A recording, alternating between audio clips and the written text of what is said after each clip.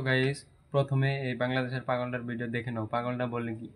ভারতকে একাই কাঁপিয়ে দেয়া সাইফ হাসানকে আউট ছিলেন। অক্ষর পাটেলের পাটা কি ওই বাউন্ডারি রোপটা স্পর্শ করেনি?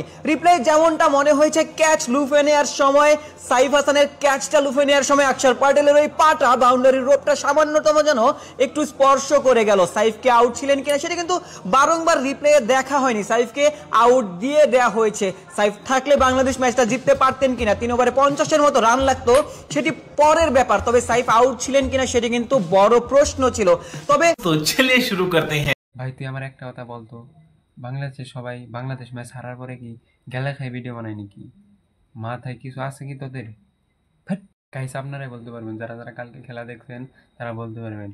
বুমরার ওভারে 17তম ওভারে সাইফ হাসান একটা শট খেলছিল, সেটা আকসার পাটিল কেস করেছিল। কেস করার পরে হাসানের বলটা ছিটকে গেছিল আর বলটা উপরে গেছিল, আর তারপরে আকসার পাটিল ইজিলি ক্যারি করছিল।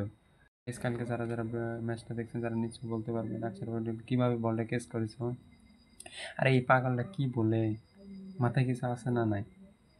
কত পিছনে ছিল, আর আম্পায়ার, টিভি আম্পায়ার হুদায় থাকে নাকি তারা? তো তুই চোখের ডাক্তার দেখাইস আর মাথার ডাক্তার দেখাইস।